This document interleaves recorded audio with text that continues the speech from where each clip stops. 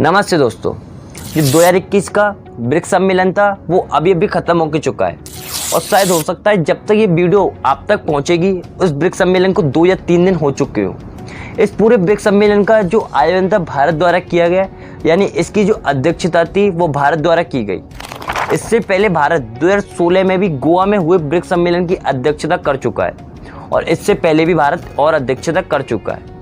इसके साथ साथ एक बात ये भी है कि जो पूरा ब्रिक्स सम्मेलन हुआ है वो पूरा वर्चुअली हुआ है, यानी ऑनलाइन तरीके से हुआ है। किसी भी तरह का फिजिकल टच या कोई भी नेता इस बार भारत नहीं आया ब्रिक्स सम्मेलन में भाग लेने के लिए।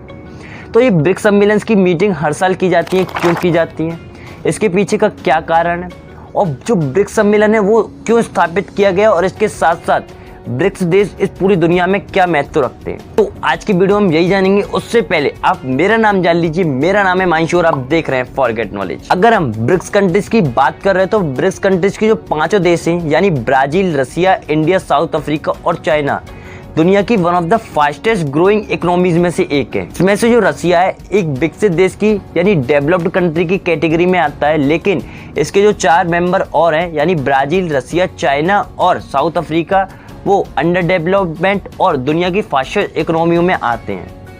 इस टाइम अगर देखें तो इनकी हालत तो थोड़ी नरम चल रही है। चलिए ब्रिक्स की स्थापना के बारे में स्टार्टिंग से जानते हैं। 2006 के UNGA के 61वें सत्र में पहली बार ब्रिक की स्थापना की गई। मैं इसमें ब्रिक कंट्री यानी ब्राजील, रसिया, इंडिया और चाइना की बात कर रहा हूँ। इसमें साउथ अफ्रीका 2010 के बाद शामिल हुआ, जबकि 16 जून 2009 में पहली बार ब्रिक का एक सम्मेलन आयोजित कराया गया। अगर हम बात करें कि ब्रिक्स सम्मेलन की जो पहली मीटिंग आयोजित की गई थी तो उसमें किन किन नेताओं ने भाग लिया था, तो लूला दा सिल्वा, दिमित्री मेदवेदेव, मनमोहन सिंह, हू जिताओ, इन 4 लीडर्स ने इस पहले ब्रिक्स सम्मेलन में भाग लिया था। अगर इस पूरे ब्रिक्स सम्मेलन के मुख्यालय की बात करें तो इसका मुख्यालय ब्रिक्स टावर शंघाई में चीन में स्थित है और इसके अगर कार्य देखें तो ये अंतरराष्ट्रीय नियम और कायदों के साथ अपने देशों के विकास के लिए बात करते रहते हैं आपस में, और इसके साथ साथ ये दुनिया की राजनीति में एक बहुत ज्यादा महत्व रखते हैं। खासकर इंडिया, चाइना और रसिया, इन देशों का दुनिया की जो पॉलिटिक्स है उसमें काफी ज्यादा इन्फ्लुएंस है। मैंने आपको वीडियो में बताया था कि जो ब्रिक्स देश की स्थापना थी वो 4 देशों ने यानी ब्राजील, रसिया, इंडिया और चाइना ने मिलकर की थी, लेकिन 2010 के बाद साउथ अफ्रीका को भी इसमें जोड़ लिया था। अब बात करें इन देशों के महत्व की, यानी ये 5 देश इस दुनिया में कितना महत्व रखते हैं इसकी बात करें तो अगर ब्रिक्स कंट्रीज का अगर टोटल क्षेत्रफल लगाया जाए तो ये 3,97,00,000 वर्ग किलोमीटर से भी ज्यादा होता है, यानी कि 1,53,00,000 वर्ग मील से भी ज्यादा इन 5 देशों का क्षेत्रफल है, जो कि दुनिया के कुल क्षेत्रफल का 26.65% होता है। यानी कि पूरी दुनिया की 25% से भी ज्यादा जमीन इन 5 देशों के पास है। और हम अगर इन देशों में रहने वाले लोगों की बात करें तो लगभग 321 करोड़ से भी ज्यादा लोग इन 5 देशों में रहते हैं, जो पूरी दुनिया की आबादी का 41.42% होता है। यानी कि इस पूरी दुनिया की 25% भूमि पर लगभग इस दुनिया के 42% लोग रहते हैं। अगर हम इंटरनेशनल रैंकिंग की बात करें पॉपुलेशन और क्षेत्रफल के हिसाब से तो इसमें जो 4 देश यानी ब्राजील, रसिया, चाइना और इंडिया दुनिया के टॉप 10 देश में आ जाते हैं पॉपुलेशन के मामले में, जबकि जो साउथ अफ्रीका है वो 24वें स्थान पर है पॉपुलेशन के मामले में और क्षेत्रफल के स्थान पर। यानी कि ये 5 देश दुनिया में अच्छा खासा इन्फ्लुएंस रखते हैं। अगर इन 5 देशों की GDP की बात करें तो 2018 के आंकड़ों के अनुसार लगभग $19.6 ट्रिलियन की GDP है इन 5 देशों को मिलाकर।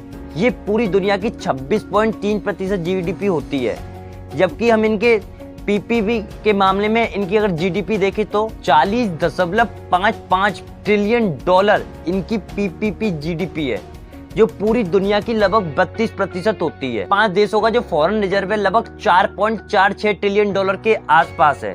यानी कि इकोनॉमिकली, पॉपुलेशन से भी और लैंडफील्ड यानी ग्राउंड से भी देखा जाए तो ये 5 देश काफी ज्यादा अमीर, काफी ज्यादा डेवलप्ड और काफी तेजी से ग्रोथ करने वाले कंट्रीज भी हैं। अगर हम इनकी आर्मी पावर भी देखें तो रसिया, चाइना और भारत लगातार दूसरे, तीसरे और चौथी रैंकिंग की आर्मी है, यानी कि इनकी army one of the most powerful army है ऑफ द वर्ल्ड। हमने ब्रिक्स की स्थापना के बारे में बहुत कुछ जान लिया है। हमने ब्रिक्स कंट्रीज की जो इकोनॉमिक पावर है, आर्मी पावर है और लैंड पावर है और इसके साथ साथ जो मैन पावर है, इसके बारे में बहुत कुछ जान लिया। और ब्रिक्स कंट्रीज की जो ग्रोथ है वो आंकड़ों में साफ साफ दिखाई देती है।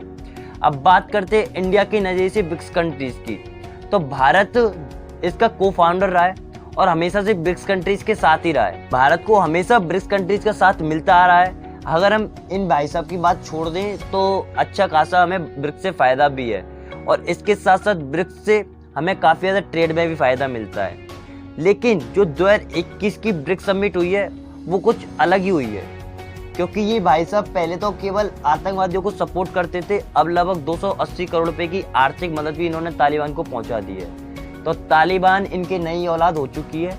इन भाई साहब को तो त्याग दिया इन्होंने अब, क्योंकि इनसे तो पैसे मांग रहे हैं। अब लेकिन बात करें चाइना की, तो चाइना आतंकवाद के खिलाफ तो बात करता है, लेकिन बात करें तालिबान की तो वो तालिबान को भी सपोर्ट करता है। और कहीं ना कहीं जो दुनिया की वेट एंड वॉच पॉलिसी थी उसको छोड़कर तालिबान के साथ चाइना ने सबसे पहले कॉन्ट्रैक्ट साइन किया। लेकिन चाइना किसी को हराम में मदद तो दे नहीं से रहा, तो इसके पीछे भी कोई ना कोई कारण होगा। तो इसका सबसे बड़ा कारण है अफगानिस्तान में मौजूद खनिजों को, क्योंकि उन खनिजों की अगर अनुमानित कीमत लगाएं तो लगभग $30 बिलियन के करीब होती है और अगर रुपए में इन कीमतों को कन्वर्ट किया जाता है तो 240 लाख करोड़ रुपए से भी ज्यादा के वो खनिज बैठते हैं। और इसका जो खुलासा है वो नाटो की एक पूरे सर्वे ने किया है, जिसमें बताया गया है कि चाइना इस सारे पूरे इलाके को दोबारा से अपने अधीन लेना चाहता है, यानी अपना इन्फ्लुएंस इन इलाकों में बढ़ाना चाहता है, ताकि वो अपना CPEC China Pakistan economic corridor को भी बढ़ा सके और उसका जो one belt one road initiative है उसको भी आगे बढ़ा सके। जबकि इसी समिट में जो रसिया है उसने कहा है कि जो तालिबान की सरकार इस समय अफगानिस्तान में चल रही है उसमें कई बड़े आतंकी शामिल हैं जिन्होंने मानव हत्या भी की है और मानव अधिकारों की भी हत्या की है। इसके साथ साथ जो ब्राजील, भारत और अफ्रीका है उसका कहना है कि आतंकवाद पूरी दुनिया के लिए एक बहुत बड़ी समस्या है और इसे पूरी दुनिया में लोग आपस में मिलकर ही निपटारा कर सकते हैं। ऐसा लगता है कि ब्रिक्स आगे चल के 2 पार्टों में भी डिवाइड हो सकता है, क्योंकि कहीं ना कहीं अब चीन और रसिया एक पार्टी में और जबकि इसके जो 3 मेंबर हैं वो एक पार्टी में। एक तरफ जो लोग हैं अपना फायदा चाहते हैं और एक तरफ है जो भारत जैसे देश हैं वो पूरी दुनिया का फायदा चाहते हैं। तो आगे चल के देखते हैं किसका कितना फायदा होता है। इस ब्रिक्स कंट्रीज हम चाहेंगे कि ये बना रहे और ये कब तक बना रहता है इसके बारे में हम देखते रहेंगे। आपको अगर वीडियो में जितनी फैक्ट मैंने बताए अगर अच्छे लगे तो प्लीज़ लाइक कर देना, चैनल पर नए तो प्लीज़ चैनल को सब्सक्राइब कर देना। Thank you for watching. जय हिंद, जय भारत।